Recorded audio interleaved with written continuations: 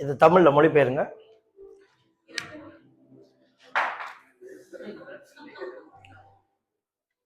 இஸ்ரவேல் ஒரு வீணா போன பல்ல.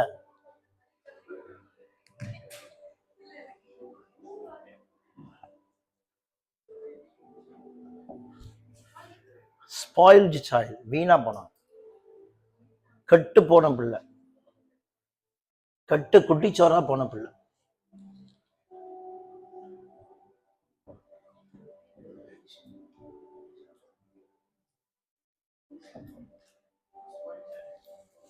Spoiled child.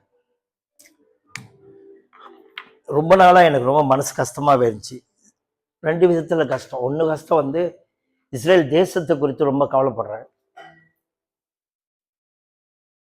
இப்படி ஆயிட்டானுங்களான்னு. ரெண்டாவது என்ன கவலைப்படுறேன்னா, சேர்ச்சை குறித்து கவலைப்படுறேன், பாசங்களை குறித்து கவலைப்படுறேன். இவ்வளவு கண்மூடித்தனமா இஸ்ரேலை சப்போர்ட் பண்றாங்க. இஸ்ரேல்னாலுமே காட்னு நினைச்சுக்கிறாங்க. இஸ்ரேல் செய்யறதெல்லாம் காட்ஸ் வில்னு நினைச்சுக்கிறாங்க. In fact God already rejected them. கடவுள் ஏற்கனவே அவன் நொந்து போனவன், அவன் ரொம்ப மோசமாயிட்டான்னு கடவுளே கைவிட்ட நிலைமையில தான் இருக்கிறானுங்க அவன். அதனால தாங்க முடியாம நான் போன வாரம் எழுதிட்டேன் ஃபேஸ்புக்ல, இஸ்ரேலை பிளைண்ட்லியா யாரும் சப்போர்ட் பண்ணாதீங்கன்னு. அதுக்கு பதிலாம் வந்துட்டு இருக்கு. நல்லது கெட்டது எல்லாமே அடிக்குது.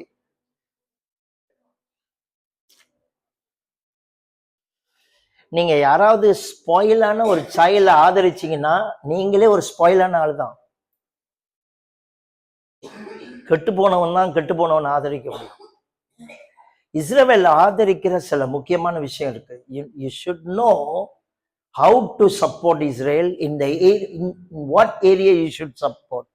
இன்னைக்கு கூட காலையில நானும் வைஃப் வரும்பொழுது எப்போதும் ஆத்துமாக்களுக்காக ஒரு நிமிஷம் ஜெபம் பண்ணுங்கன்னு சொல்லியிருக்கிறோம்ல.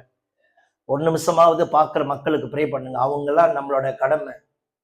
ஆண்டவர் யாரை பத்தி உங்கள்கிட்ட கேள்வி கேட்கிறாரோ இல்லையோ, சுத்தி இருக்கிற உன் கூட பழகுறவங்க, நீ பார்த்த ஜனங்கள், உன் கூட வேலை செய்யற ஆட்கள், உன் வீட்டு பக்கத்துல இருக்கிற ஆட்கள், எல்லாத்த பத்தி நம்மகிட்ட கணக்கு கேட்பார். அதனால அவங்கள சுவிசேஷம் சொல்றியோ இல்லையோ, அவங்கள பார்க்க முதல்ல ஆண்டவரே இவங்க எல்லாம் ரட்சிக்கப்படுவது உங்க சித்தம், ஆண்டவரே சரியான ஒரு ஓப்பன் டோர் கொடுங்க, ஒரு கனெக்ஷன் கொடுங்க, அவங்கள காப்பாத்துங்க அப்படின்னு ஒரு 2-3 வார்த்தை காடியில போகும்போது, ரோட்ல போகும்போது சொல்லக்கூடாதான்னு உங்கள்கிட்ட ஒரு கேள்வி கேட்குறேன். அதுக்காகத்தான் ஒரு குரூப்பே வச்சிருக்கிறோம். அப்படி சொல்லிட்டு ஒரு நாளைக்கு 2-3 வாட்டியாவது ப்ரே பண்ண. அப்படி ப்ரே பண்ணும் போது கூட ஆத்து மக்களுக்காக ப்ரே பண்ணிட்டு எனக்கு அதுக்கு அங்கிட்டு ப்ரே பண்ண முடியல. என் மனசெல்லாம் இஸ்ரேல் மக்கள் மேலே இருக்கு. அந்த மக்களை ரட்சிங்கன்னு ஜெபம் பண்ணேன். நான் கார்ல வரும்போதே அந்த மக்களுக்காக ப்ரே பண்ணேன், அந்த மக்களை ரட்சிங்க அப்படி. இஸ்ரேல் மாதிரி பிரிவிலேஜ்டு பீப்புள், இஸ்ரேல் மாதிரி தேவனால் அங்கீகரிக்கப்பட்டவர்களும், தேவனால் இஸ்ரேல் மாதிரி லவ் பண்ணப்பட்ட பிள்ளைகளும், இஸ்ரேல் மாதிரி கெட்டு போன பிள்ளைகளும் வேற யாருமே இருக்க முடியாது. கடவுள் வந்து என்னன்னு தெரியல, அந்த அளவுக்கு அந்த ஜனங்களை நேசிச்சாரு, இன்னைக்கு நேசிக்கிறாரு. அந்த அளவுக்கு அந்த மக்கள் மேல பிளான் எல்லாம் சொன்னாரு. அந்த அளவுக்கு அந்த மக்களை வந்து அவ்வளவு காரியங்கள் அந்த மக்களுக்கு செஞ்சுக்கிட்டே இருந்தார்.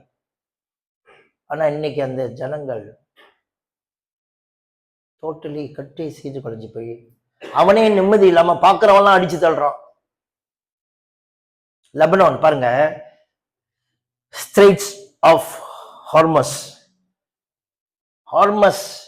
அந்த செல்லாட் இருக்குல்ல, அதுல தான் எல்லா கப்பலும் பூந்து எல்லா நாட்டுக்கும் பெட்ரோல்லாம் கொண்டு போகணும், டீசல்லாம் கொண்டு போகணும். நம்மளாவது பரவாயில்லைங்க, கேஸ் அடுப்பு யூஸ் பண்ணிட்டு இருக்கோம். இந்தியாவில் கேஸ் அடுப்பு இல்லாம நிறைய ரெஸ்டாரண்ட் தூத்தம் பண்ணிட்டாங்க.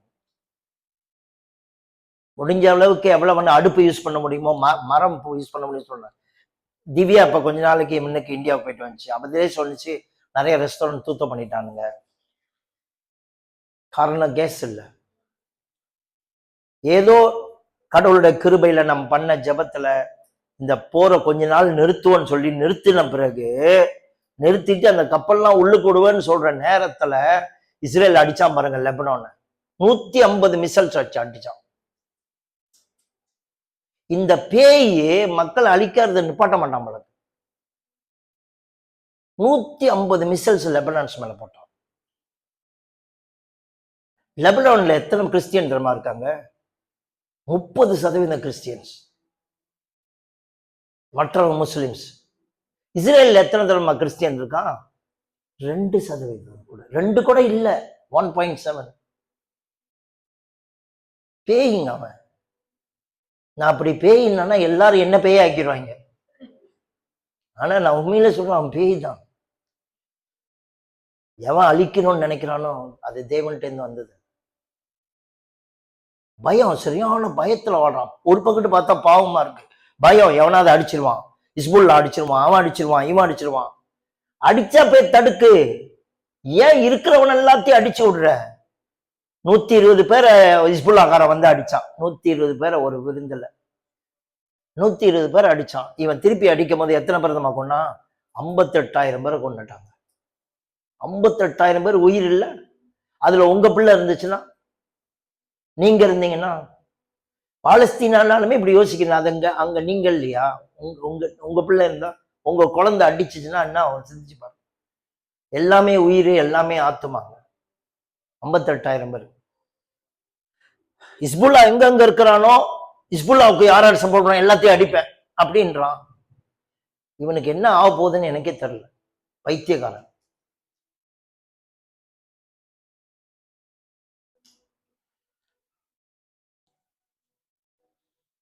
Do you know what is the original plan of God concerning Israel?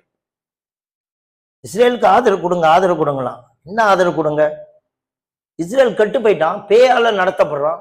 அவனுக்கு போய் ஆதரவு கொடுக்குறீங்கன்னா, அவனை காப்பாற்றணும்னு தான் ஜெபிக்கணும். நம்ம அவன்கிட்ட இந்த பேய் ஓடணும்னு தான் ஜெபிக்கணும்.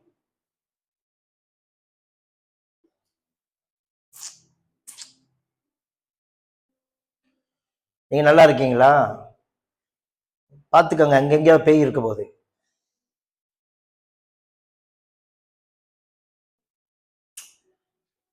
சரி, இஸ்ரேலுடைய ஒரிஜினல் பிளான், கடவுள் இஸ்ரேல் பத்தி என்ன வச்சிருந்தாரு, அதை நான் பேசணும்னு நினைச்சேன். அதை பேசினா டைம் ஆயிடும். ஆனா இந்த டாபிக் நான் போறேன். இஸ்ரேல் வந்து ஒரு ஸ்பாயில்டு சைல்டு. இந்த டாபிக்ல போவோம். எங்க இருந்து போறோம்னா, இயேசுட்டேருந்து போவோம். எப்பயுமே பைபிள் சொல்லுது, பைபிள் சொல்லுது, பைபிள் சொல்லுதுன்னு கண்மூடித்தனமா இருக்காதுங்க. ஜீசஸ் என்ன சொல்றாருன்னு முத பாருங்க. ஜீசஸ் தான் பைபிளை விட பெரியவர். ஜீசஸ் தான் பழைய ஏற்பாட்டுல சொல்லப்பட்ட எல்லா நேரட்டிவை விட, எல்லா தீர்க்கதரிசிகளை விட, எல்லா அப்போஸ்தலரை விட இவர் தான் ஆண்டவர். He is God himself. தேவன் பூர்வ காலத்துல கொஞ்சம் கொஞ்சமா பேசியிருக்காரு. ஜீசஸ் மூலமா தான் முழுசா ஆண்டவர் இந்த தன்னை பட்ட பிளான் வெளிப்படுத்தியிருக்காரு, தன்னை பத்தி வெளிப்படுத்தியிருக்கிறார். சோ இந்த வாரம் நான் முடிஞ்ச, எனக்கு வீடியோ எடுக்க ஆள் இல்லாதனால கஷ்டமா இருக்கு. இந்த வாரம் சில வீடியோக்கள் போடுவேன். அதுக்கு அங்கிட்ட உங்க பாஸ்டர் ஐயா அந்தாலும் இஸ்ரேலுக்கு துரோகின்னு நினைச்சு பேசுவாங்க சில பேர். கண்ணு தெரியாம பேசுறாங்கன்னா நீங்க அமைதியா இருந்துருங்க. அந்த பாஸ்டர், ஆமா எங்க பாஸ்டர் இஸ்ரேலுக்கு துரோகி மாதிரி தான் இருக்கு, நம்பர் தரேன், நேரா பேசுங்கன்னு சொல்லுங்க. நீங்க என்கிட்ட சொல்லி என்ன பிரயோஜனம்? அவர்கிட்ட நேரா பேசுங்க. அவர்கிட்ட என்ன பாயிண்ட் இருக்குன்னு கேளுங்க. அவர் பைபிள் பிரகாரம் சரியா சொல்றான்னு முதல் கேளுங்க. இல்ல அவரு இமோஷன்ல பேசுறாருன்னா பாருங்க. ஒருவேளை நீங்க இமோஷன்ல பேசுறீங்களான்னு தெரியல, அவர்கிட்ட நீங்க செக் பண்ணிக்கோங்க. அப்படி சொல்லுங்க. மறுபடியும் நாட்டுல ஒரு பூகம்பம் வெடிக்க போது நான் அனுப்ப போற வீடியோனால. I don't want people support a spoiled child and go away from God's heart and God's will. இந்த மாதிரி மோசமான ஆட்களுக்கு சப்போர்ட் பண்ணி கடவுளுடைய இருதயத்தை விட்டு விலகி, கடவுளுடைய அன்பை விட்டு விலகி, கடவுளுடைய உண்மையான திட்டத்தை விட்டு விலகி போயிட போறாங்க. அதனால இந்த பாஸ்டருங்க எல்லாத்துக்குமே இந்த மெசேஜ் அனுப்ப போறேன். ஃபேஸ்புக்ல தான் போட போறேன். முடிஞ்சா இங்க அனுப்பணும்னு. அதுல ஒரு பகுதியை எடுத்து இன்னைக்கு நான் உங்களுக்கு சொல்றேன். என்னோடு கூட மத்திய புஸ்தகத்தை எடுத்துக்கொள்ளுங்க. இந்த ஸ்பாயில்ட் சைல்டு பத்தி இயேசு என்ன சொல்றாரு? மத்தியூ. ஒருத்தனுக்கு 2 பிள்ளைங்க இருந்தாங்க. மத்திய 21, Matthew 21st chapter.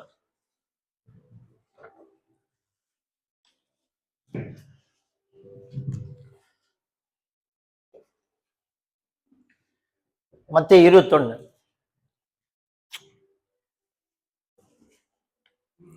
28ஆம் வசனம்.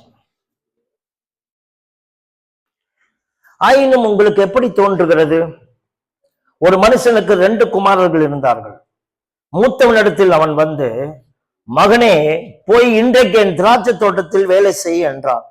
அதற்கு அவன் மாட்டேன் என்றான். ஆகிலும் பின்பு அவன் மனஸ்தாபப்பட்டு போனான். verse 30, இளைவனிடத்தில் அவன் வந்து அப்படியே சொன்னான். அதற்கு அவன் போகிறேன் ஐயா என்று சொல்லியும் போகவில்லை. இந்த 3 வசனத்தை இங்கிலீஷ்ல படிங்க தயவு செய்து. கொஞ்சமாவது இங்கேயாவது பைபிள் திறந்து படிங்க. ஓகே, இந்த வசனங்களை படிங்க. பைபிள் ஸ்டடிக்கு தயவு செய்து வாங்க. ரொம்ப இம்பார்ட்டன்டான காரியம் பேசிட்டு இருக்க, மிஸ் பண்ணிடாதீங்க.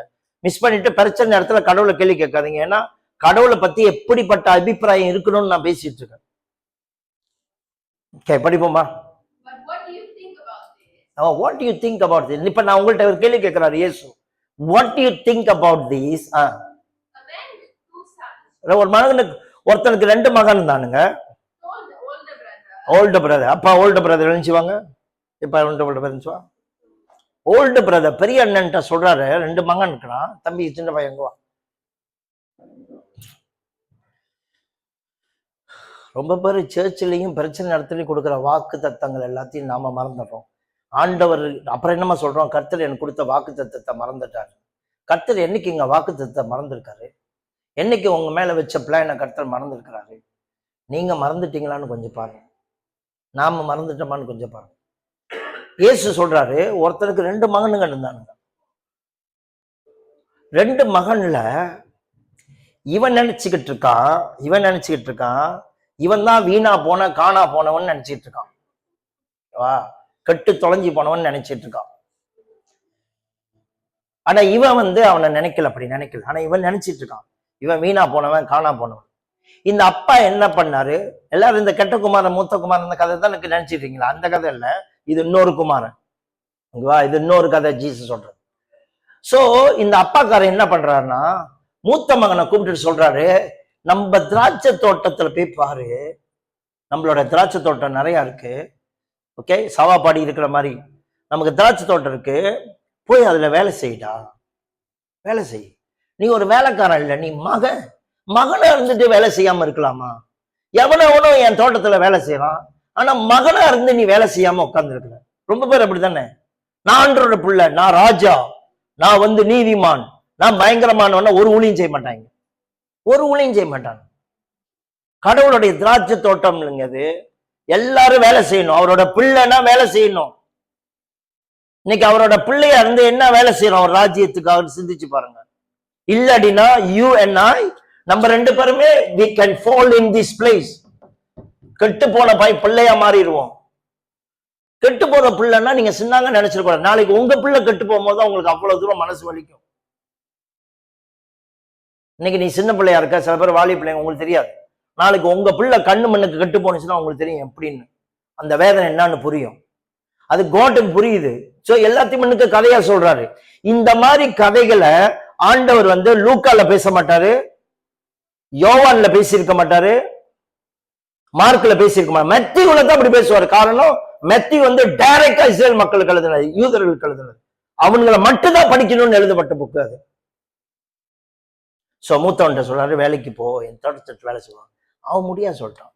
முடியாதுன்னு சொல்லிட்டு போய் உட்காருப்பான். முடியாதுன்னு சொல்றான்.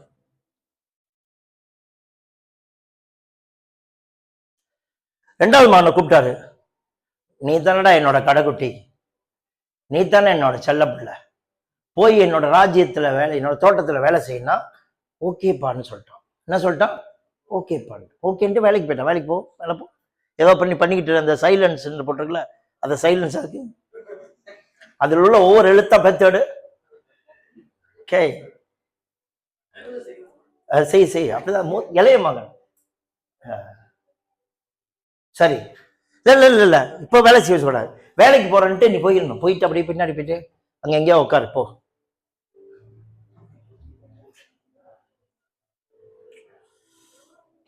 இந்த மூத்த பையன் அவன் போயிட்டான், வேலைக்கு போறேன்னு சொல்லிட்டு போயிட்டான். ஆனா போய் திராட்சை தோட்டத்துல நான் போய் பாக்குறேன், 2வது பையன் வேலைக்கு வரான்னு சொன்னான்னு. அவன் வேலைக்கு வரவே இல்லை. அவன் தானே சொன்னான் வேலைக்கு போறேன்னு கெஞ்சி பண்ணான், வேலைக்கு வரவே இல்லை. கடைசியில பார்த்தா மூத்த பையன் வேலை செஞ்சுட்டு இருக்கான். வேலை செய். மூத்த பையன் என்ன சொன்னான்? அப்பா கிட்ட போலன்னு சொன்னான். பட் அவன் பார்த்தா தோட்டத்துல இருக்கான். ரெண்டாவது பையன் என்ன சொன்னான்? போறேன்னு சொன்னான், ஆனா தோட்டத்துல இல்ல. இன்னைக்கு ரொம்ப பேர் அப்படித்தானே, I will do for you, I will go, இப்படி சொல்லிட்டு எத்தனை விஷயத்த கோன்னு சொல்லிட்டு கோவா பண்ணாம போயிட்டோம். ஐ வில் டேக் ஓவர் சொல்லியிருக்கோம், ஐ வில் டேக் இன்சார்ஜ் சொல்லியிருக்கோம், நான் பாத்துக்கிறேன்ப்பான்னு சொல்லியிருக்கோம். இதுல இப்ப உங்கள்கிட்ட சொல்றாரு, நீ உங்களுக்கு எப்படி தோணுதுன்னு கேட்கிறாரு. இதுல போக மாட்டேன்னு சொல்லிட்டு போய் அப்புறம் மனசு கஷ்டப்பட்டுட்டான், அப்பா வேதனைப்படுத்திட்டோமே, போக மாட்டேன்னு சொல்லிட்டோமே. சில பேர் போக மாட்டேன்னு சொல்லிட்டோம்னு சொல்லிட்டு வந்து சாரி கேட்டுட்டு திரும்பவும் போயிடுவானுங்க அங்கேயே. ஆனா இவன் சாரி கேட்கவே இல்லை, மனசு கஷ்டப்பட்டுட்டு அப்பா சொன்ன வேலையை தவறிட்டேன்னு சொல்லிட்டு நேரா தோட்டத்துக்கு வந்து அப்பாட்ட சொல்லவே இல்லை, நான் போறேன் திரும்பவும் போறேன்னு சொல்லவே இல்லை. பட் பார்த்தா போய் வேலை செஞ்சிட்டு இருக்கான். இப்ப இயேசு உங்ககிட்ட கேட்கிறாரு, இந்த ரெண்டு பேர்த்துல அப்பாவுடைய சித்தத்தை செஞ்சது யாருன்னு கேட்கிறாரு. மூத்தமான் தானே. இப்ப இந்த வசந்துவான் அப்படின்னு இல்லப்பா, அவன் போகிறேன் ஐயா என்று சொல்லி போகலையா. 30 வசனம் 31 வசனம் படிங்க. verse 37. Which of these two obeyed his father? இந்த ரெண்டு பேர்த்துல யார் அப்பா பேச்சை கேட்டார்னு இயேசு கேட்கிறார். அதற்கு வாசிங்க. they replied. இப்ப நம்ம எல்லாம் ரிப்ளை பண்றோம். இப்ப ரிப்ளை பண்ணிட்டோம்ல, என்ன பதில் கொடுத்தோம்? இவன் தான் சொல்லிட்டான், மூத்தவன் சொல்லிட்டான். அதுக்கு இயேசு என்ன சொல்றாரு? இதோட அர்த்தத்தை இயேசு எக்ஸ்பிளைன் பண்றாரு. என்னன்னா, நான் உங்ககிட்ட எல்லாத்தையும் சொல்றேன், corrupt tax collectors, ஐயோ உபச்சாரிங்க, நீங்கெல்லாம் சொல்ற இந்த ஆயக்காரனுங்க, இந்த நொந்து போன நூடல்ஸுங்க, இந்த மட்டமான ஜாதிங்க, மட்டமான ஜனங்க, இவங்கெல்லாம் வந்து அவங்கெல்லாம் வந்து ராஜ்யத்துக்குள்ள நுழைஞ்சிருவாங்கன்னு ஏன் சொல்றாரு. பிஃபோர் யூ டு, நீங்கெல்லாம் போறதுக்குள்ள இவங்களை பூந்துருவாங்களாம். இங்க மூத்த குமாரன் யார பத்தி சொல்றாருன்னா, நீங்கெல்லாம் யாரு ரட்சிக்கப்பட மாட்டான், யாரு போக மாட்டான், எந்த நாட கடவுள் வெறுக்கிறாரு, எந்த இனத்தை கடவுள் வெறுக்கிறாரு, எந்த ஜனம் வந்து ரொம்ப தள்ளி போனவனுங்க, இவனுங்க லெஸ்பியன்லி மோசமான லெஸ்பியனு, இவனுங்க ரொம்ப மோசமான இவனுங்க ட்ரக் விற்கிறவனுங்க, என்னென்னமோ சொல்ல, ப்ராஸ்டிடியூட்டுங்க, ப்ராஸ்டிடியூட்லயே மோசமான ப்ராஸ்டிடியூட்டு, இந்த நாட்டுல உள்ள போக மாட்டான். இப்படி யாரெல்லாம் நீங்க போக மாட்டான்னு நினைக்கிறீங்களோ அவெல்லாம் நோ சொல்லிட்டானுங்க. ஒரு காலத்துல ஆண்டவர்கிட்ட நோ சொல்லிட்டு பாவத்துல விழுந்துட்டானுங்க. ஆனா பிற்காலத்துல அவங்க சீக்கிரமா எஸ் சொல்லிட்டு நுழைஞ்சிட்டானுங்க, எஸ் சொல்லிட்டானுங்க சீக்கிரமா. ஆனா இஸ்ரவேல் இருக்க ஆரம்பத்துல இருந்து எஸ் சொல்லுச்சு, ஆரம்பத்துல சொன்னான் ஐ வில் டூ, நான் உங்க சித்தத்தை செய்வேன்னு இஸ்ரேல் சொல்லிட்டு, யூதர்கள் சொல்லிட்டு, இன்னைக்கு இயேசு நேரடியா வந்து பார்த்தா இவனுங்க கிங்டம் ஆஃப் காட்ல வேலை செய்யல, கிங்டம் ஆஃப் காட்ல விட்டு வெளியாயிட்டாங்க. உட்காரலாம். இப்ப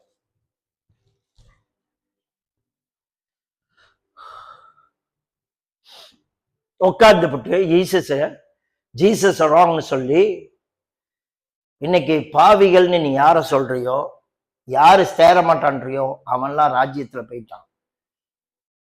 நீ வந்து ஸ்பாயில்டு ஆயிட்ட, இஸ்ரவேலே நீ ஸ்பாயில்டு ஆயிட்ட, கட்டு போயிட்ட. அப்படி சொல்லிட்டு அந்த கதையோட நிப்பாட்டினாரா? அடுத்த கதைக்கு போறாரு ஜீசஸ். இப்ப அடுத்த கதையை சொல்றாரு, கவனமா படிங்க. verse 33. வேறொரு உவமைகளை கேளுங்கள்.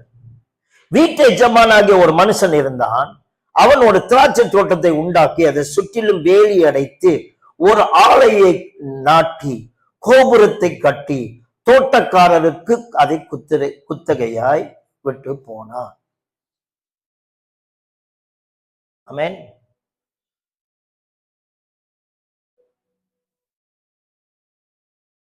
இப்பயும் ஒரு கதை சொல்றாரு இயேசு, திராட்சை தோட்டத்தை பத்தி தான் சொல்றாரு. இந்த திராட்சை தோட்டம் நன்மை தெரிஞ்சுக்காங்க, இஸ்ரேல் பத்தி தான் சொல்றாரு. இந்த ஜனங்களை பத்தி சொல்றாரு, நான் உங்களை சுத்தி வேலி அடிச்சேன், உங்க எல்லாரையும் நான் சுத்தி வேலி அடிச்சு உங்களுக்கு நான் பாதுகாப்பு கொடுத்து உங்களை தோட்டத்தின் நடுவுல ஒரு ஆலையை கட்டி, நீங்க இதுல பெனிஃபிட்டா வாழணும்னு ஒரு ஆலையை கட்டி, இங்க வர்ற பழத்தெல்லாம் வச்சு நீங்க பெனிஃபிட் ஆகணும்னு சொல்லி அதுல வர நடுவுல ஒரு கோபுரத்தை கட்டி, இத நீங்க ஜாகா பண்ணிக்கங்க, குத்தகை எடுத்துக்கங்க, பாஜா பண்ணுங்கன்னு விட்டுட்டாரு. இப்ப நீங்க நல்லா வாழணும்னு ஆண்டவர் உங்களுக்கு ஒரு வேலி அடிச்சு ஒரு நாட்டையே உங்க கையில கொடுத்தாரு. கொடுத்துட்டு போயிட்டாரு. வாங்க மேல நில்லுங்க. வாங்க எஜமான், நீங்க தான் இப்போதைக்கு அடுத்த முதலாளி. இதுலலாம் ஒரு பெரிய பெரிய மீனிங் இருக்கு. ஓகேவா? இப்ப இந்த எஜமான் என்ன பண்ணிட்டாரு, பிள்ளைகிட்ட கொடுக்கல. இப்ப பிள்ளைய பத்தி சொல்ல, பிள்ளைய பத்தி கதையிலிருந்து வெளியாகி ஒருத்தன்ட்ட குத்தகையா விட்டாரு. குத்தகைன்னா என்ன சொல்லுவாங்க? என்ன மாதிரி லீஸ்ட் இருக்கு இங்கிலீஷ்ல? லீஸ்ட் கொடுத்தாரு. நீ போயிட்டு இதெல்லாம் வச்சு சைவெல்லாம் கொண்டு, அப்புறம் நீ என்ன பண்ண, லீஸ்ட்னா என்ன தெரியுமாயா? நீ ஓனர் இல்லை, நீ ஓனரே இல்லை, நீ சொந்தக்காரன் இல்லை. இதை வச்சு நீங்க பெனிஃபிட் சம்பாதிக்கணும், அதே நேரத்துல நீ எஜமானுக்கு காசு கொடுக்கணும். அவருக்கு தான் இதுக்கு ஓனர். ஓகேவா? சரி, நீ போயிட்டு தோட்டத்துக்கு எஜமானா இருக்க. எஜமானா இருக்கும் பொழுது இப்ப இவங்கிட்ட இருந்து காசை கொலெக்ட் பண்றதுக்கு அனுப்புறாரு. வாங்க, ஊழியக்காரன அனுப்புறாரு. நல்லா கவனமா கேட்கணும். ஏன் தெரியுமா அப்படி ஆளை வச்சு செய்யறேன்? உங்களை தூக்கத்துல இருந்து காப்பாற்ற எனக்கு வேற வழியே தெரியல. நீங்க இங்க இருந்து அனுப்புறாரு. போயிட்டு ஐயா போய் காசு வாங்கிட்டு வாரு, நம்ம தோட்டத்துக்கு போ.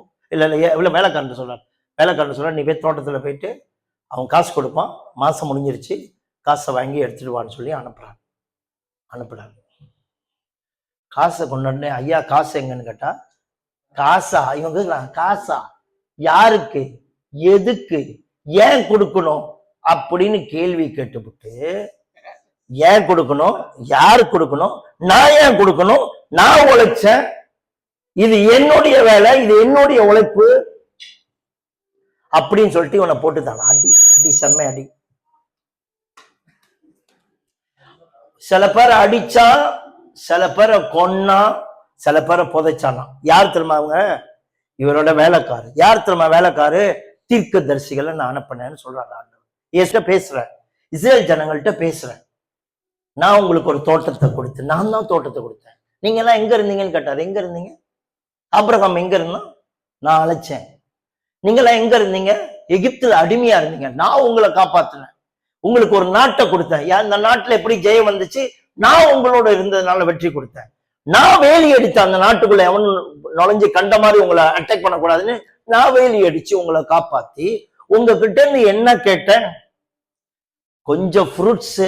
நீங்க ஹாப்பியா இருக்கிற எல்லாத்துக்கும் நான் தான் ஓனர்னு அக்னாலேஜ் பண்ணுங்க, அறிஞ்சு கொள்ளுங்க, என்னை நேசிங்க, எனக்கு கனி கொடுங்க, எனக்கு பிரயோஜனமா இருங்க, உங்ககிட்ட இருந்து வர லாபத்துல எனக்கு கொடுங்க அப்படின்னா. இப்ப நம்ம மாதிரி தான், எவ்வளவு வேலை கொடுத்து, எவ்வளவு காரியங்களை கொடுத்து, எவ்வளவு ஆசீர்வாதம் கொடுத்தாலும் கர்த்தருக்கு திருப்பி ஊழியமும் செய்யறது இல்லை, காசும் கொடுக்கறது இல்லை, எதுவும் கொடுக்கறது இல்லை.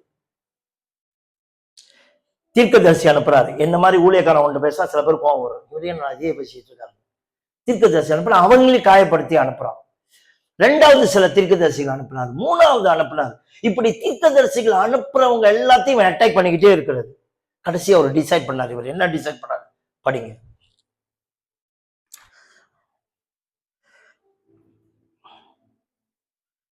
verse 35 and 36. தோட்டக்காரர் இந்த ஊழியக்காரனை பிடித்து அடித்து அவனை கொலை செய்து ஒருவனை கல்லெறிந்து கொள்றான்.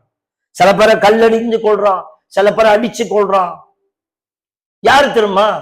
தேவனுடைய ஜனங்கள்ங்க. இன்னைக்கு லெபனான் அடிக்கிறான், அவன் அடிக்கிறான். முத தேவன் அனுப்புன ஆளையே அடிச்சான்.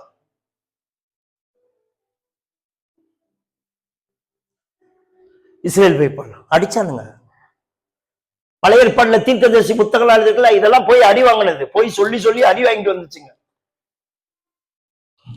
இன்னும் படிப்போம். அதற்கு 36, பின்னும் அவன் முந்தினவர்களிலும் அதிகமான வேற வேலைக்காரரை அனுப்பினான். verse 36 படிங்க. 36 வசனம்.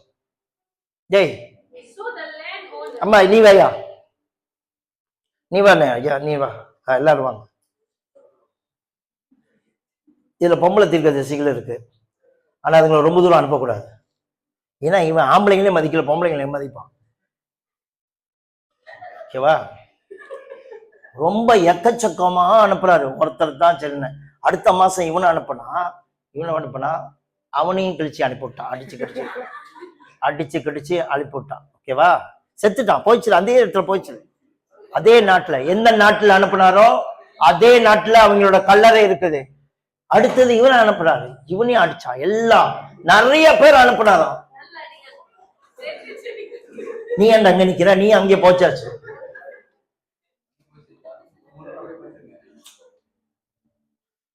சைமன் வாங்க. இப்ப என்னன்னா கடைசியா என்ன பண்ண, படிங்க அந்த வருஷம் தான்.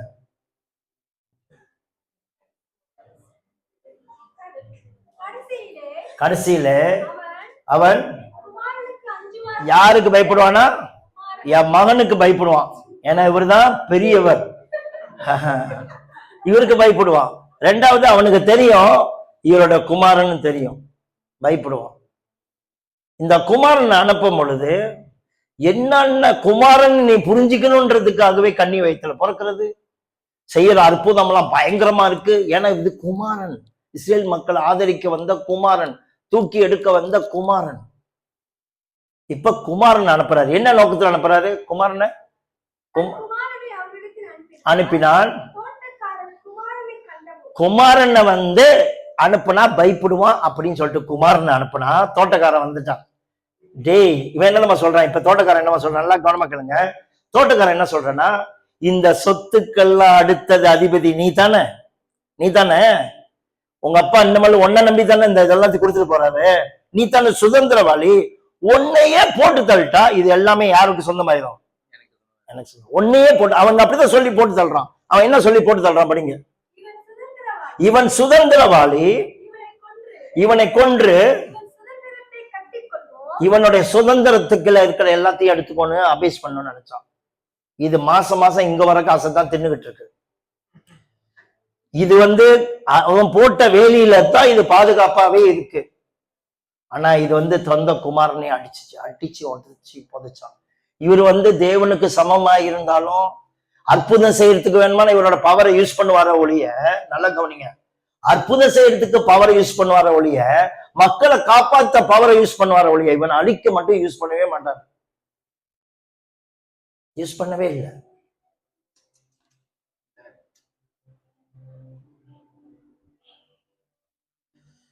ஆனா இவன் அடிச்சு இவனை படிச்சு இவரையும் புதைச்சிட்டாயா? புதைச்சிட்டான். படிச்சு பாருங்க, புதைச்சிட்டான். ஓகே, இப்ப போய் உட்காருங்க எல்லாரும். இப்ப நீங்க எங்க இருங்க, நீங்க எஜமான் தானே இருக்கணும், பெரிய முதலாளி. படிங்க.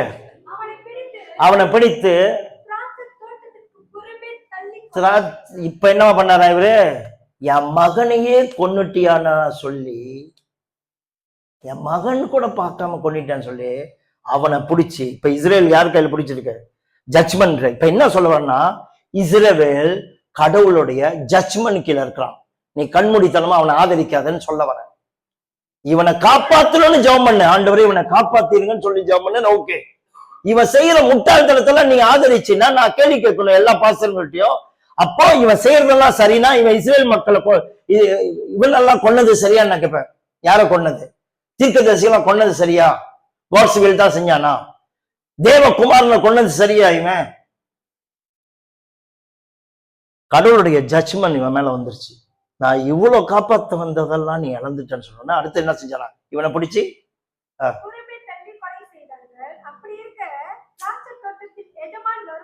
வரும்போது இப்ப இவரு வர்றாரு, இவரு சீனுக்குள்ள வர்றாரு. வந்துட்ட பிறகு இப்ப கேக்குறாரு, இந்த தோட்டக்காரனை என்ன செய்வான்னு. இப்ப அடுத்த கேள்வி, முதல் கேள்வி என்ன? இந்த மூத்த குமாரன் என்ன குமாரன் செஞ்ச? எவன் தேவ சித்தத்தை செஞ்சா? மூத்த பையன் தானே. இப்ப கேட்கிறாரு, உங்கள்கிட்ட தான் கேள்வி கேட்கிறாரு. இப்ப இவரு நேரடியா வராரு, இவனை என்ன செய்வான்னு நீங்களே சொல்லுங்க. கொன்று வர தெரியல, என்னன்னு பாருங்க. இப்ப வந்து ஆண்டவர் அப்படி சொல்ல, மக்களே சொல்றாங்க. அதற்கு அவர்கள், முன்னுக்கு இருந்த எல்லா இஸ்ரேல் மக்களும் யூதர்களும் சொல்றாங்க. அதற்கு அவர்கள் என்ன சொன்னாங்கன்னா, இந்த கொடியவனை கொடுமையாய் அழித்து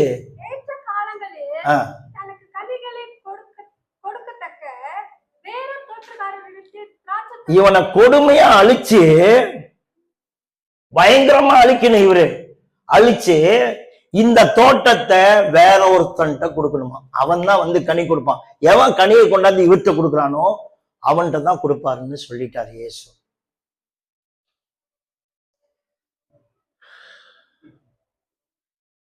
இப்ப சொல்றாரு, இன்னும் படிங்க, இன்னும் படிங்க, ரொம்ப முக்கியமான பாயிண்ட் சொல்றேன். இயேசு அவர்களை நோக்கி,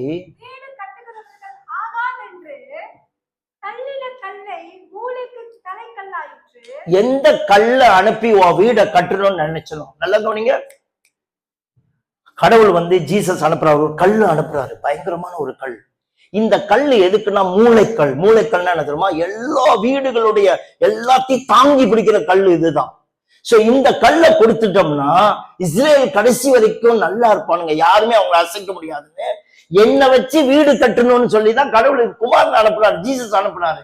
இவனுக்கு அந்த கல்லையே தள்ளி விட்டானுங்கன்னா உன் வீடு பாலா போவோமா போவாதான்னு கேட்கிறாரு. உன் வீடு நல்லா இருக்குமா? You already rejected the cornerstone. Now இங்க குத்துதுன்னு கொடைதுன்னு ஏன் கத்துறேன்னு கேட்கிறேன். இப்ப ஏன் சொல்ற இஸ்போலா ஒன்னு அடிக்கிறான், அவன் ஒன்னு அடிக்கிறான், இவன் ஒன்னு அடிக்கிறான்னு? இல்ல இல்ல இல்ல, நீ கர்த்தரை அடிச்சுட்ட, கர்த்தரை தோத்திட. எந்த கல்லை வச்சு உன் வாழ்க்கையை கட்டுன்னு நினைச்சதோ அதையே இடிச்சு தள்ளிட்ட, அந்த கல்லை தள்ளிட்ட. உன்னை வச்சு கட்டி எழுப்பணும்னு சொன்ன இந்த கல், மூளைக்கல், இயேசு கிறிஸ்து உன்ட்ட அனுப்பல. இன்னும் படிங்க.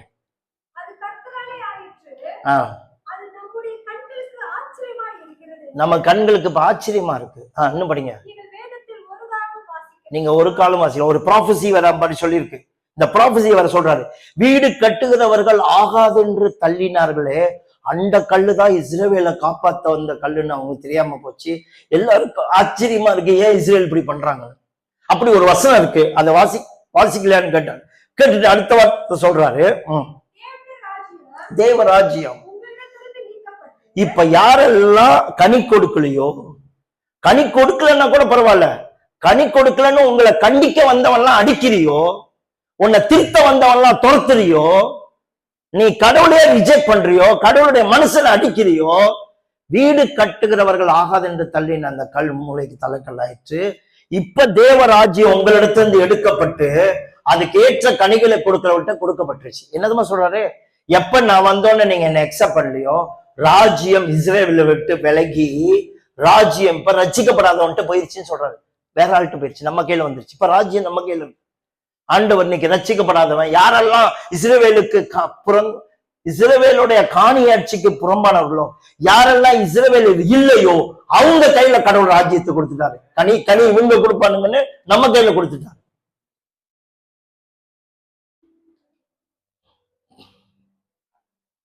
I can say Israel is not kingdom of God. இன்னைக்கு மக்கள் வந்து சபை தான் தேவனுடைய ராஜ்யத்துடைய முக்கியமான என்னது அடையாளம்னு பார்க்காம இஸ்ரேல்ல ராஜ்யம் இருக்கு, கடவுள் அந்த ராஜாவா இருக்காரு. தேங்காய் இருப்பேன். இயேசு சொன்னது புரியலையான்னு கேட்கிறாங்க. Do you know what Jesus said? Kingdom already taken from them. கடவுள் அவங்க ராஜ்யத்தை எடுத்துட்டாரு அவன்கிட்ட. அதுக்கு ஏற்ற கனி கொடுக்கிறவங்கள்ட்ட பாட்டிட்டாரு, நம்ம கையில கொடுத்துட்டாரு.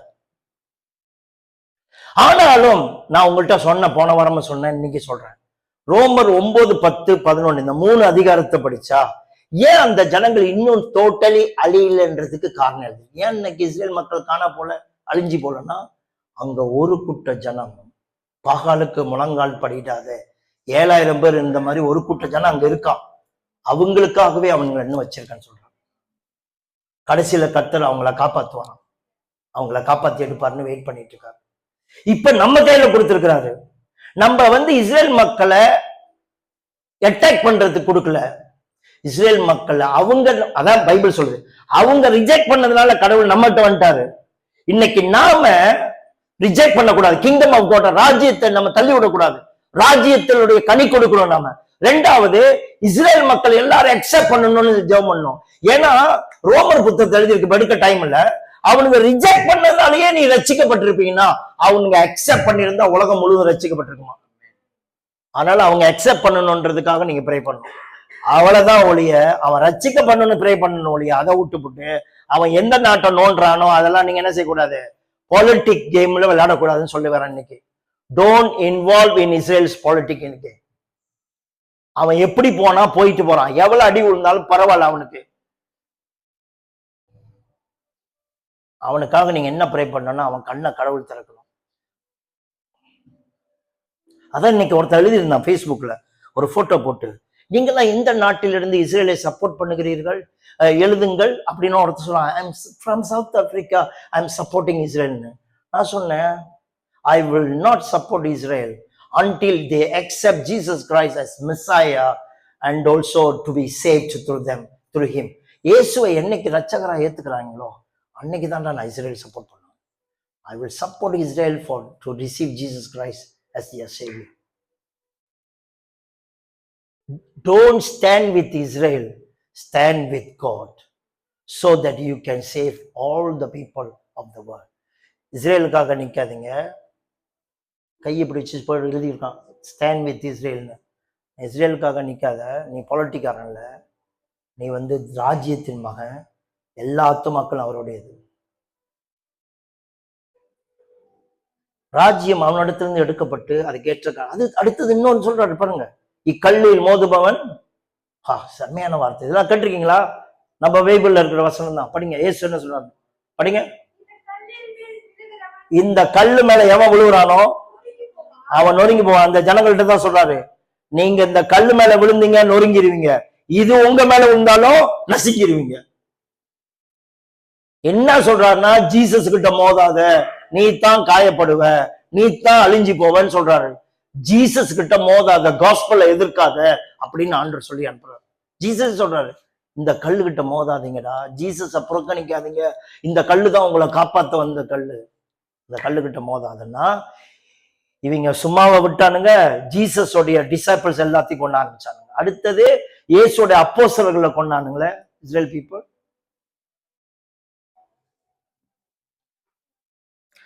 அதுக்குன்னு இஸ்ரவேலை தேவன் கைவிட்டாரோ அப்படின்னு ரோமர் 9:10-14 தான் பைபிள் படிங்கன்னு சொன்னேன். ரோமர் 9:10-11 அடி படிக்கும் போது சொல்றாரு, பவுல் கேட்கிறார், அதுக்குன்னு இஸ்ரவேலை தேவன் கைவிட்டாரோ? கைவிடல. ஒரு கூட்ட ஜனங்கள் இருக்காங்க, கைவிட மாட்டார். ஒரு காலம் வரும், கர்த்தர் அவங்களுடைய கண்ணை திருப்புவார், அவங்க இருதயத்தை திருப்புவார் அப்படின்னு அங்க எழுதியிருக்கு. ஸோ நம்மளுடைய கேரிங் இஸ்ரேல் மக்கள் மேல எப்படி இருக்குன்னா, இஸ்ரேல் மக்களை எவனா போம் போட்டுறக்கூடாது, அவனை அடிச்சிடக்கூடாது, அப்பெல்லாம் அந்த மாதிரி கேரிங்லாம் வேணாம். அவனுடைய ஆத்மா ரட்சிக்கப்படணும், அவன் கண்ணு திறக்கப்படணும். அதான் நம்மளுடைய பிரேயரா இருக்கும். இஸ்ரேலை விட்டு தள்ளு. அதனே நீங்க ரோமர் 9:10-11 படிக்கணும். அந்த கூமுட்டைங்களையே கடவுள் செல்ல பிள்ளையா வச்சு அத்தனை வருஷம் பராமரிச்சு அவனுங்களையே தூக்கி போட்டிருப்பார்னா ஒன்ன தூக்கி போட எவ்வளவு நாள் பிடிக்கும்னு பவுல் கேட்கிறார் நம்மள. அதனால டோன்ட் பி அரகன் எழுதியிருக்கு. Don't be Arakan. இஸ்ரேல் மக்களையே கர்த்தரை விட்டு விலகிட்டாருன்னா உங்களை விட்டு விலகிறதுக்கு எவ்வளவு நாள் எடுக்கணும்? புறஜாதிகளுக்கு எழுதுறாரு. ஸோ அதனால when God's love approach you, கடவுளுடைய அன்பு உன் மேல பாசமா இருக்கும் பொழுது அதை அரவணைச்சிக்கிட்டு அந்த அன்புக்கு ரெஸ்பாண்ட் பண்ணி அவரோட சித்தத்தை செய்யுங்க இந்த பூமியில. Do his will. அவருக்கு என்ன கனி கொடுக்கணும் கேளுங்க. எனக்கு என்ன எதுக்கு காப்பாத்துறீங்க? எதுக்கு இந்த சர்ச்சை வச்சிருக்கீங்க? இந்த கிளாங்ல எதுக்கு என்ன இங்க கொண்டாந்தீங்க? என்கிட்ட இருந்து என்ன ரிசல்ட் எதிர்பார்க்குறீங்க? என்ன பலனை எதிர்பார்க்குறீங்க? நான் பாடிட்டு பாடுவேன் நம் தேவன் அப்படி சொல்லிட்டு போவாங்கன்னா அதுதான் கனியா?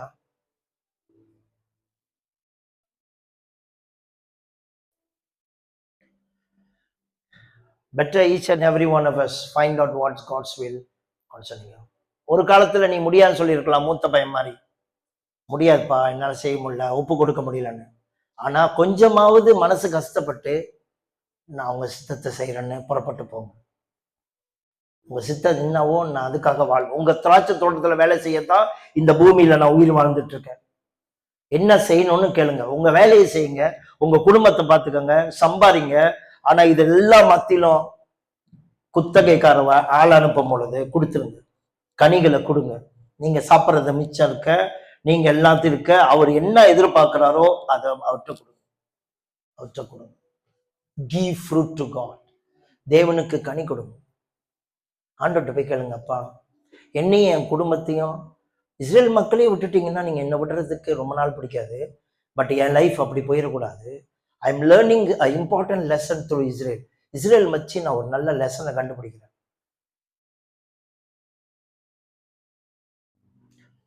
God bless you. Amen. Let's pray for Israel.